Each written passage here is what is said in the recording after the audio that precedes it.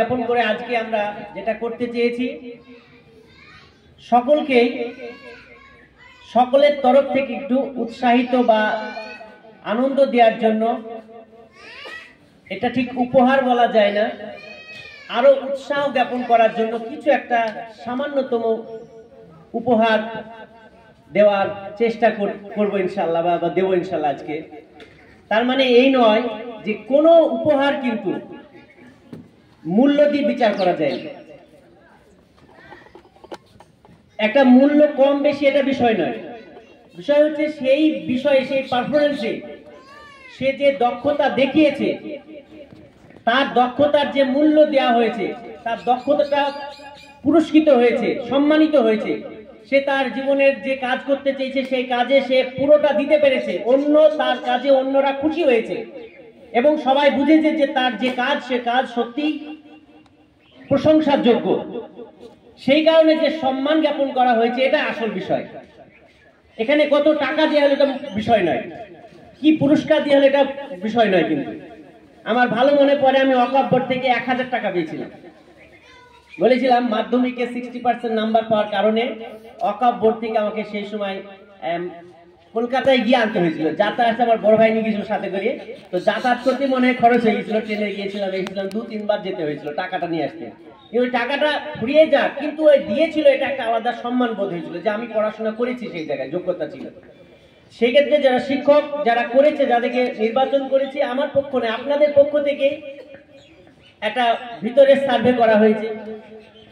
সেই সার্ভেতে দেখা গেছে এই শিক্ষকরা তুলনামূলকভাবে স্কুলকে বেটার দেওয়ার চেষ্টা করেছে, তার দক্ষতাটা প্রকাশ করতে পেরেছে।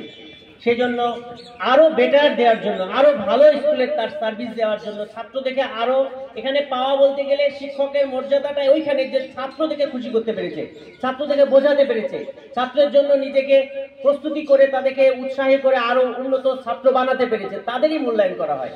সেই ক্ষেত্রে আমি বলবো যে সকলের জন্য রয়েছে এবং স্পেশাল কিছু গিফট রয়েছে, এটা আমরা বিতরণ করব।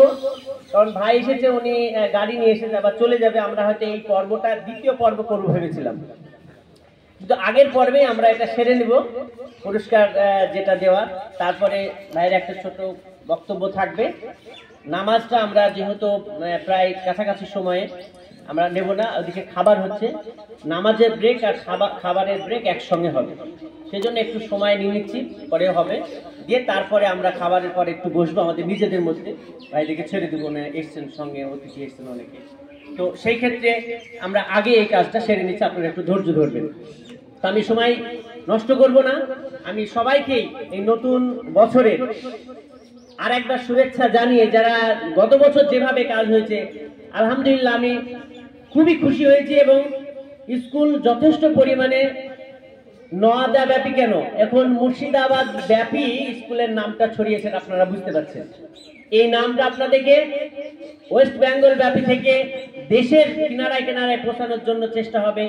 এই আগ্রহ, এই আশা আপনাদের কাছে রাখি, কারণ এই পরিশ্রম করে এই পৌঁছানোর দায়িত্ব আপনাদের উপর।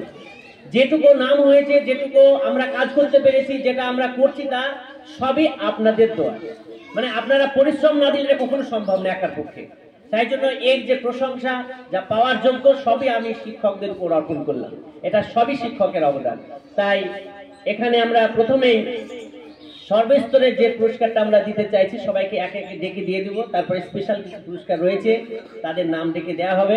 আমি মিনাল ভাইকে এখানে আসার জন্য অনুরোধ করছি, পুরস্কার তুলে দিতে হবে তো অনেকেই, তো সেই কারণে। তো আমরা এই যেটা নর্মালি পুরস্কার, সেই পুরস্কারটা আমরা সবাইকে একে একে ডেকেই দিয়ে দিব, সবার ক্ষেত্রে হবে।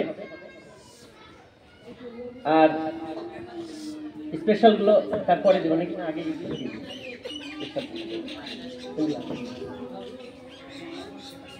আগে